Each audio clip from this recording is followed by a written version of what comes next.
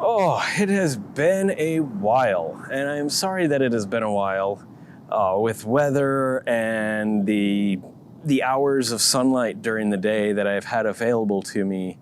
It's been rather difficult to do these readings, to keep up with it, and especially with the commentary. I've got the commentary for this chapter partway done, but then sirens went off as I was reading and sent me into seizures, and so I was not able to continue reading, and I haven't been able to get back to it since then. Hopefully I will be able to soon. I'm back in San Simeon, just a couple 100 feet from where I read Diagon Alley. So it's a good spot, it's a better spot, it's nice beaches. I've read a couple chapters in this area, so I should be able to get more done coming up this summer. So my goal is to finish the book this summer with both the readings and the commentaries. So I think I can do it. I hope, because otherwise this is going to take forever. It's already taken forever. A couple years to get this far, but we're trucking on, we're still going. So, without any more delays, let us read Harry Potter and the Sorcerer's Stone, Chapter 9, The Midnight Duel. Harry had never believed he would meet a boy he hated more than Dudley, but that was before he met Draco Malfoy. Still, first-year Gryffindors only had potions with the Slytherins, so they didn't have to put up with Malfoy much. Or at least, they didn't until they spotted a notice pinned up on the Gryffindor common room that made them all groan. Flying lessons would be starting on Thursday, and Gryffindor and Slytherin would be learning together. "Typical," said Harry darkly. "Just what I always wanted. To make a fool of myself on a broomstick in front of Malfoy." He had been looking forward to learning to fly more than anything else. "You don't know that you'll make a fool of yourself," said Ron reasonably. "Anyway, I know Malfoy's always going on about how good he is at Quidditch, but I bet that's all talk." Malfoy certainly did talk about flying a lot. He complained loudly about first years never getting on the house Quidditch teams, and told long, boastful stories that always seemed to end with him narrowly escaping muggles in helicopters. He wasn't the only one, though. The way Seamus Finnegan told it, he'd spent most of his childhood zooming around the countryside on his broomstick. Even Ron would tell anyone who would listen about the time he'd almost hit a hang glider on Charlie's old broom. Everyone from wizarding families talked about Quidditch constantly. Ron had already had a big argument with Dean Thomas, who shared their dormitory, about soccer. Ron couldn't see what was exciting about a game with only one ball where no one was allowed to fly. Harry had caught Ron prodding Dean's poster of West Ham's soccer team, trying to make the players move. Neville had never been on a broomstick in his life, because his grandmother had never let him near one. Privately, Harry felt she had good reason, because Neville managed to have an extraordinary number of accidents, even with both feet on the ground. Hermione Granger was almost as nervous about flying as Neville was. This was something you couldn't learn by heart out of a book. Not that she hadn't tried. At breakfast on Thursday, she bored them all stupid with flying tips she'd gotten out of a library book called Quidditch Through the Ages. Neville was hanging on to her every word, desperate for anything that might help him hang on to his broomstick later, but everybody else was very pleased when Hermione's lecture was interrupted by the arrival of the mail. Harry hadn't had a single letter since Hagrid's note, something that Malfoy was quick to notice, of course. Malfoy's eagle owl was always bringing him packages of sweets from home, which he opened gloatingly at the Slytherin table. A barn owl brought Neville a small package from his grandmother. He opened it excitedly and showed them a glass ball the size of a large marble, which seemed to be full of white smoke. "It's a remember-all," he explained. "Gran knows I forget things. This tells you if there's something you've forgotten to do. Look, you hold it tight like this, and if it turns red..." Oh. His face fell, because the remember-all had suddenly glowed scarlet. "You've forgotten something." Neville was trying to remember what he'd forgotten when Draco Malfoy, who was passing the Gryffindor table, snatched the remember-all from out of his hand. Harry and Ron jumped to their feet. They were half hoping for a reason to fight Malfoy, but Professor McGonagall, who could spot trouble quicker than any teacher in the school, was there in a flash. "What's going on?" Malfoy's got my remember-all, Professor." Scowling, Malfoy quickly dropped the remember-all back on the table. "Just looking," he said, and he slopped away with Crabbe and Goyle behind him. At 3:30 that afternoon, Harry, Ron, and the other Gryffindors hurried down the front steps onto the grounds for their first flying lesson. It was a clear, breezy day, and the grass rippled under their feet as they marched down the sloping lawns toward a smooth, flat lawn on the opposite side of the grounds to the Forbidden Forest, whose trees were swaying darkly in the distance. The Slytherins were already there, and so were 20 broomsticks lying in neat lines on the ground. Harry had heard Fred and George Weasley complain about the school brooms, saying that some of them started to vibrate if you flew too high, or always flew slightly to the left. Their teacher, Madame Hooch, arrived. She had short gray hair and yellow eyes like a hawk. "Well, what are you waiting for?" she barked. "Everyone, stand by a broomstick. Come on, hurry up." Harry glanced down at his broom. It was old, and some of the twigs stuck out at odd angles. Stick out your right hand over your broom," called Madame Hooch, and at the front, "and say, 'Up! Up!'" everyone shouted. Harry's broom jumped into his hand at once, but it was one of the few that did. Hermione Granger's had simply rolled over on the ground, and Neville's hadn't moved at all. Perhaps brooms, like horses, could tell when you were afraid, thought Harry. There was a quaver in Neville's voice that said only too clearly that he wanted to keep his feet on the ground. Madame Hooch then showed them how to mount their brooms without sliding off the end, and walked up and down the rows correcting their grips. Harry and Ron were delighted when she told Malfoy he'd been doing it wrong for years.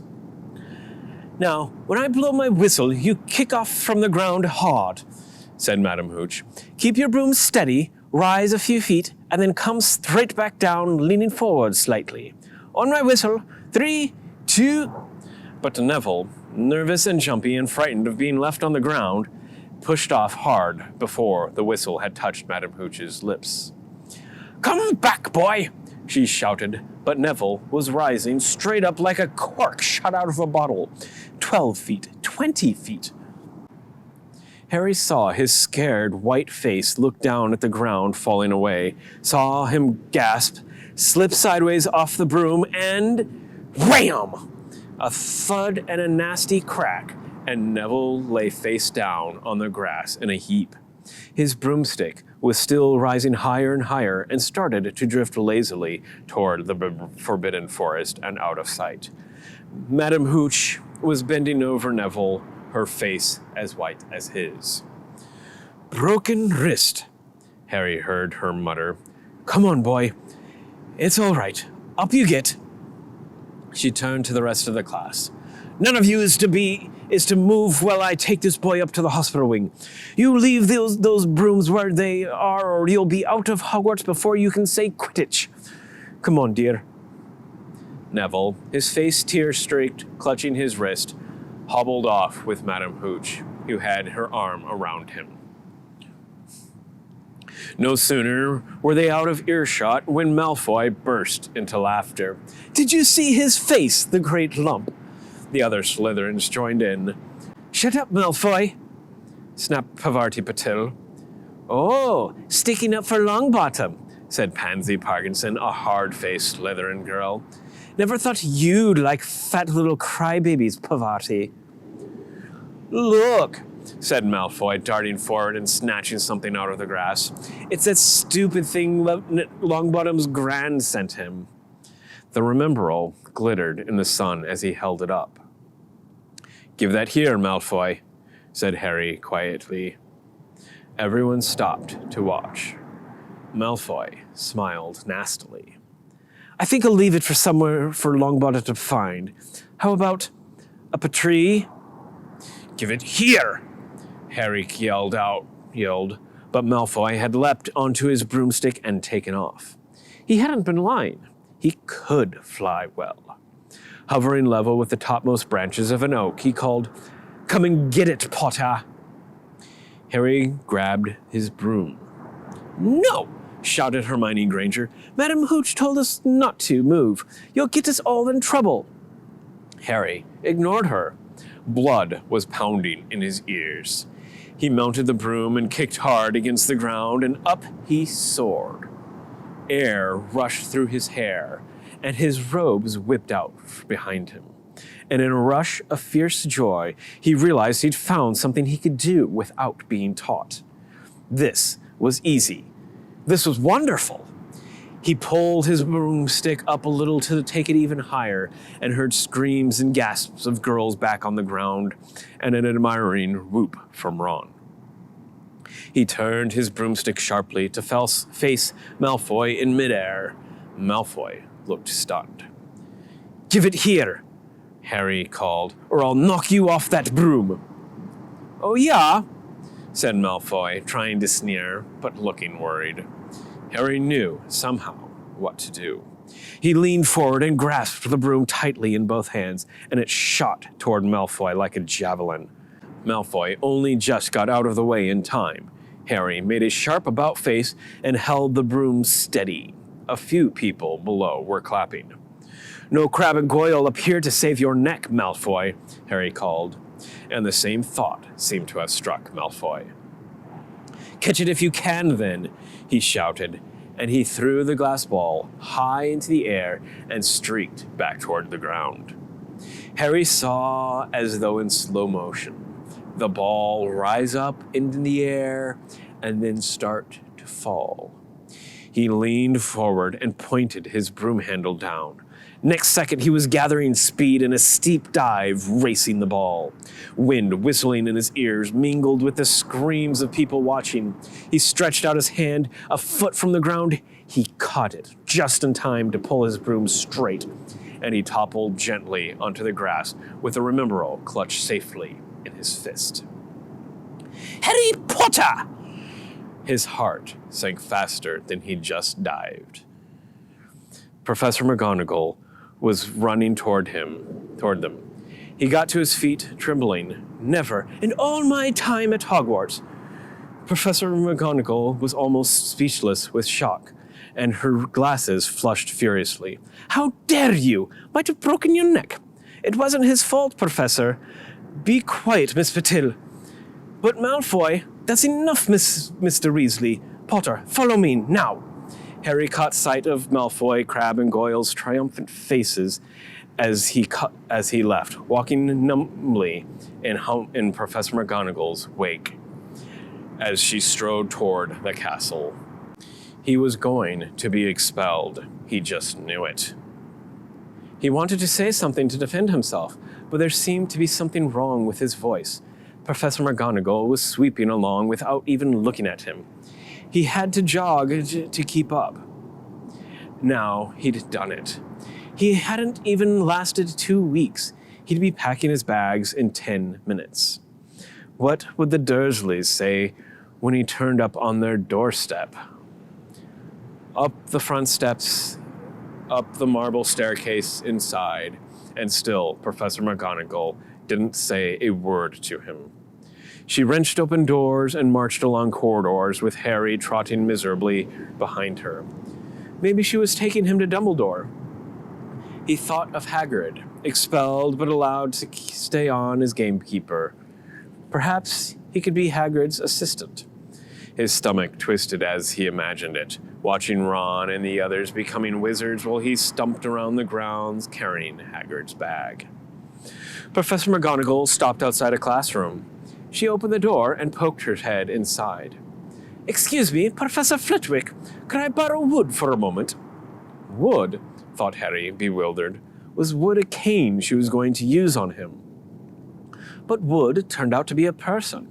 A burly, fifth-year boy who came out of Flitwick's class looking confused.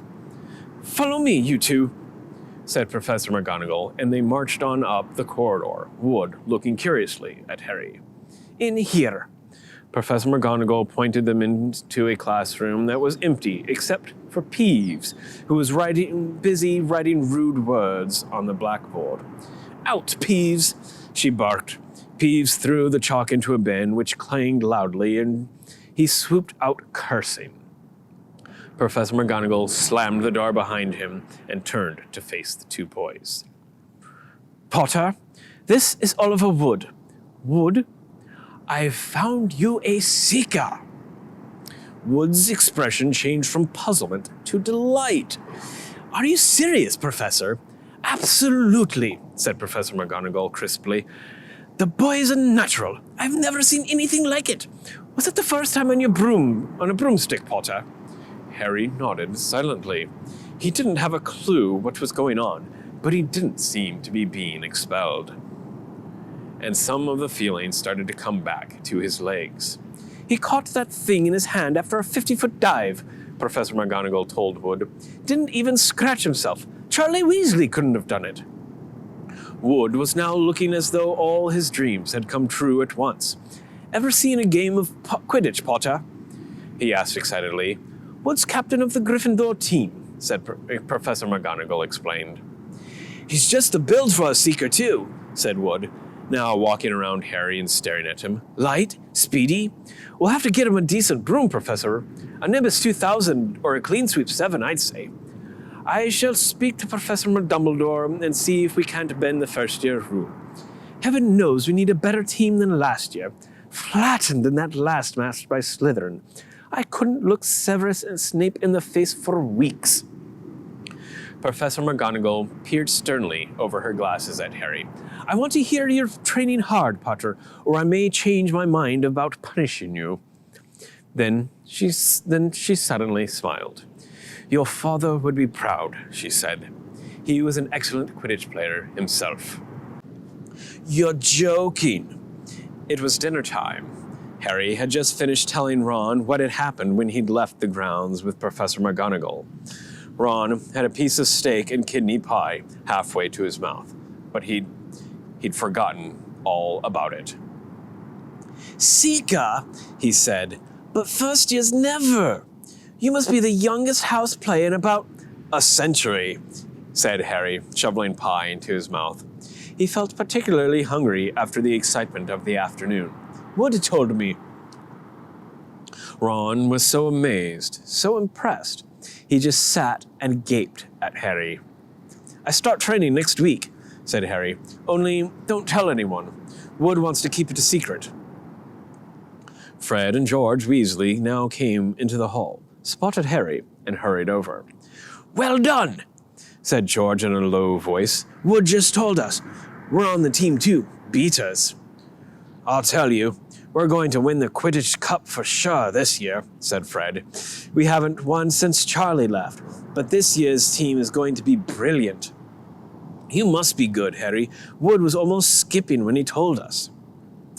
"Anyway, we've got to go. Lee Jordan reckons he's found a new secret passageway out of the school. Bet it's that one behind the statue of Gregory the Smarmy that we found in our first week. See you." Fred and George had hardly disappeared when someone far less welcome turned up. Malfoy, flanked by Crabbe and Goyle. "Having a last meal, Potter. When are you getting back on the train back to the Muggles?" You're a lot braver now that you're back on the ground and you've got your little friends with you, said Harry coolly. There was, of course, nothing at all little about Crabbe and Goyle. But as the high table was full of teachers, neither of them could do more than crack their knuckles and scowl. I'd take you on any time on my own, said Malfoy. Tonight if you want. Wizard's duel, wands only, no contact. What's the matter? Never heard of a wizard's duel before, I suppose. Of course he has, said Ron, wheeling around. I'm his second. Who's yours? Malfoy looked at Crabbe and Goyle, sizing them up. Crabbe, he said. Midnight, all right. We'll meet you in the trophy room. That's always unlocked. When Malfoy had gone, Harry and Ron looked at each other. What is a wizard's duel? Said Harry. And what do you mean you're my second? Well, a second's there to take over if you die, said Ron casually, getting started at last on his cold pie. Catching the look on Harry's face, he added quickly, but people only die in proper duels, with real wizards. The most you and Malfoy will be able to do is send sparks at each other. Neither of you knows enough magic to do any real damage. I bet he expected you to refuse anyway. And what if I wave my wand and nothing happens? Throw it away and punch him on the nose, Ron suggested. Excuse me? They both looked up. It was Hermione Granger. Can't a person eat in peace in this place? Said Ron. Hermione ignored him and spoke to Harry. I couldn't help overhearing what you and Malfoy was saying. Bet you could, Ron muttered. And you mustn't go wandering around the school at night.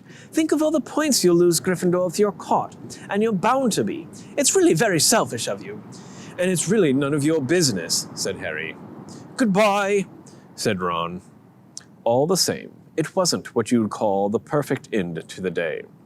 Harry thought as he lay awake much later listening to Dean and Seamus falling asleep, Neville wasn't back from the hospital wing. Ron had spent all evening giving him advice, such as, if he tries to curse you, you'd better dodge it because I can't remember how to block them. There was a very good chance they were going to get caught by Filch or Mrs. Norris, and Harry felt he was pushing his luck, breaking another school rule today. On the other hand, Malfoy's sneering face kept looming up out of the darkness. This was his big chance to beat Malfoy face to face. He couldn't miss it. 11:30, Ron muttered at last. We'd better go. They pulled on their bathrobes, picked up their wands, and crept across the tower room, down the spiral staircase, and into the Gryffindor common room. A few embers were still glowing in the fireplace, turning all the armchairs into hunched black shadows. They had almost reached the portrait hole when a voice spoke from the chair nearest them. I can't believe you're going to do this, Harry. A lamp flickered on. It was Hermione Granger, wearing a pink bathrobe and a frown. You, said Ron furiously, go back to bed. I almost told your brother, Hermione snapped. Percy, he's a prefect. He'd put a stop to this. Harry couldn't believe anyone could be so interfering. Come on, he said to Ron. He pushed open the portrait of the fat lady and climbed through the hole. Hermione wasn't going to give up that easily. She followed Ron through the portrait hole, hissing at them like an angry goose. Don't you care about Gryffindor? You only care about yourselves. I don't want Slytherin to win the House Cup, but you'll lose all the points I got from Professor McGonagall for knowing about switching spells. Go away. All right, but I warned you. You just remember what I said when you're on the train home tomorrow. You're so... But what they were, they didn't find out. Hermione had turned to the portrait of the fat lady to get back inside and found herself facing an empty portrait. The fat lady had gone on a nighttime visit, and Hermione was locked out of Gryffindor Tower. Now what am I going to do? She asked shrilly. That's your problem, said Ron. We've got to go. We're going to be late. They hadn't even reached the end of the corridor when Hermione caught up with them. I'm coming with you, she said. You are not. Do you think I'm going to stand out here and wait for Filch to catch me? If he finds all three of us, I'll tell him the truth, that I was trying to stop you and you can back me up. You've got some nerve, said Ron loudly. Shut up, both of you, said Harry sharply. I heard something. It was a sort of snuffling. Mrs. Norris? Breathed Ron, squinting through the darkness. It wasn't Mrs. Norris. It was Neville. He was curled up on the floor, fast asleep, but jerked suddenly awake as they crept nearer. Thank goodness you found me. I've been out here for hours. I couldn't remember the new password to get into bed. Keep your voice down, Neville. The password's pig snout, but that won't help you now. The fat lady's gone off. How's your arm? Said Harry. Fine, said Neville, showing them. Madame Pomfrey mended it in about a minute. Good. Well, look, Neville, we've got to be somewhere. We'll see you later. Don't leave me, said Neville, scrambling to his feet. I don't want to stay here alone. The bloody Baron's been past twice already. If either of you get us caught, I'll never rest until I've learned that curse of the bat bogies that Quirrell told us about and used it on you. Hermione opened her mouth, perhaps to tell Ron exactly how to use the curse of the bat bogies, but Harry hissed at her to be quiet and beckoned them all forward. They flitted along corridors striped with bars of moonlight from the high windows. At every turn, Harry expected to run into Filch or Mrs. Norris, but they were lucky. They sped up a staircase to the third floor and tiptoed toward the trophy room. Malfoy and Crabbe weren't there yet. The crystal trophy cases glimmered where the moonlight caught them. Cups, shields, plates, and statues winked silver and gold in the darkness. They edged along the walls, keeping their eyes on the doors at either end of the room. Harry took out his wand in case Malfoy leapt in and started at once. The minutes crept by. He's late. Maybe he's chickened out, Ron whispered. Then, a noise in the next room made them jump. Harry had only just raised his wand when they heard someone speak, and it wasn't Malfoy. Sniff around, my sweet. They might be lurking in a corner. It was Filch speaking to Mrs. Norris. Horror struck Harry. Horror struck. Harry waved madly at the other three to follow him as quickly as possible. They scurried silently toward the door, away from Filch's voice. Neville's robes had barely whipped around the corner when they heard Filch enter the trophy room. They're in here somewhere, he heard him mutter. Probably hiding. This way, Harry mouthed to the others, and petrified, they began to creep down a long gallery full of suits of armor. They could hear Filch getting nearer. Neville suddenly let out a frightened squeak and broke into a run. He tripped, grabbed Ron around the waist, and the pair of them toppled right into a suit of armor. The clanging and crashing were enough to wake the whole castle. Run! Harry yelled, and the four of them sprinted down the gallery, not looking back to see whether Filch was following. They swung around the doorpost and galloped down one corridor then another, Harry in the lead, without any idea where they were or where they were going. They ripped through a tapestry and found themselves in a hidden passageway, hurtled along it, and came out near their charms classroom, which they knew was miles from the trophy room. I think we've lost him, Harry panted, leaning against the cold wall and wiping his forehead. Neville was bent double, wheezing and spluttering. I told you, Hermione gasped, clutching at the stitch in her chest. I told you! We've got to get back to Gryffindor Tower, said Ron, quickly as possible. Malfoy tricked you, Hermione said to Harry. You realize that, don't you? He was never going to meet you. Filch knew someone was going to be in the trophy room. Malfoy must have tipped him off. Harry thought she was probably right, but he wasn't going to tell her that. Let's go. It wasn't going to be that simple. They hadn't gone more than a dozen paces when a doorknob rattled and something came shooting out of the classroom in front of them. It was Peeves. He caught sight of them and gave a squeal of delight. "Shut up, Peeves! Please, you'll get us thrown out." Peeves cackled. "Wandering around at midnight, ica fasties, tut-tut-tut. Naughty, naughty, you'll get caughty." "Not if you don't give us away, Peeves, please." "Should tell Filch I should," said Peeves in a saintly voice, but his eyes glittered wickedly. "It's for your own good, you know." "Get out of the way," snapped Ron, taking a swipe at Peeves. This was a big mistake. "Students out of bed," Peeves bellowed. "Students out of bed, down the Charms corridor." Ducking under Peeves, they ran for their lives, right to the end of the corridor where they slammed into a door, and it was locked. "This is it," Ron moaned as they pushed helplessly on the door. "We're done for. This is the end." They could hear footsteps, Filch running as fast as he could toward Peeves' shouts. "Oh, move over," Hermione snarled. She grabbed Harry's wand, tapped the lock, and whispered, "Alohomora." The lock clicked, and the door swung open. They piled through it, shut it quickly, and pressed their ears against it, listening. "Which way did they go? Which way did they go, Peeves?" Filch was saying. "Quick, tell me." "Say please." "Don't mess with me, Peeves." "Now where did they go?"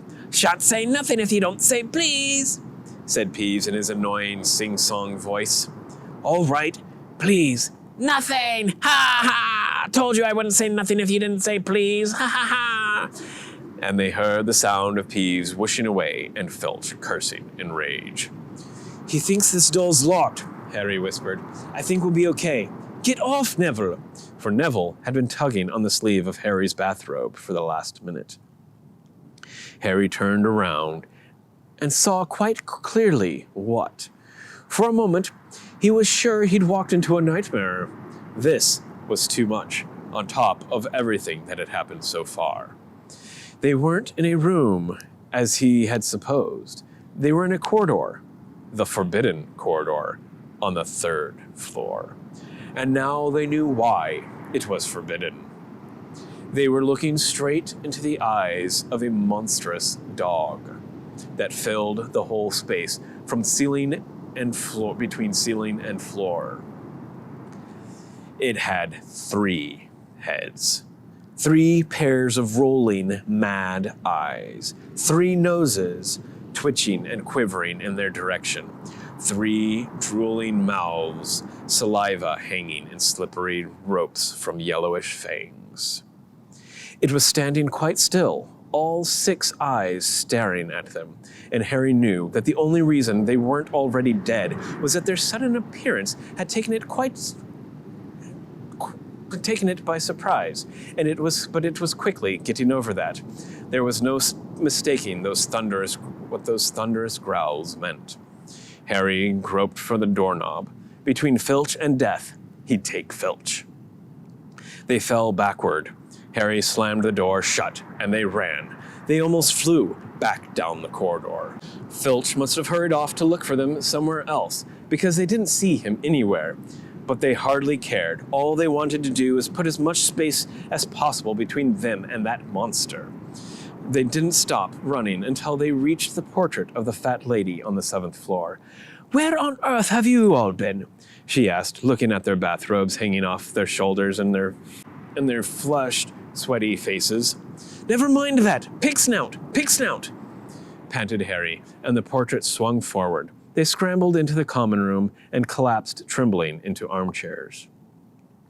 It was a while before any of them said anything. Neville, indeed, looked as if he'd never speak again. "What do they think they're doing, keeping a thing like that locked up in a school?" said Ron finally. "If any dog needs exercise, that one does." Hermione had got both her breath and her bad temper back. "You don't use your eyes, any of you, do you?" she snapped. Didn't you see what it was standing on? The floor, Harry suggested. I wasn't looking at its feet. I was too busy with its heads. No, not the floor. It was standing on a trapdoor. It's obviously guarding something. She stood up, glaring at them. I hope you're pleased with yourselves. We could have all been killed, or worse, expelled. Now, if you don't mind, I'm going to bed. Ron stared after her, his mouth opened. No, we don't mind. You'd think we dragged her along, wouldn't you? But Hermione had given Harry something to think about as he climbed back into bed. The dog was guarding something. What had Hagrid said? Gringotts was the safest place in the world for something you wanted to hide, except perhaps Hogwarts. It looked as though Harry had found out where the grubby little package from Vault 713 was. The end of chapter 9. Finally. Hopefully it won't be too long before I can get this uploaded. I don't have a lot of signal where I'm at, so it would take quite a few hours. But hopefully I will get a couple more chapters done before too long, and I'll get the commentary done. Try to do that tomorrow, within the next couple days, and try to get the commentary finished. And then I can get these both uploaded, and then move on to chapter 10, Halloween, in which point we will get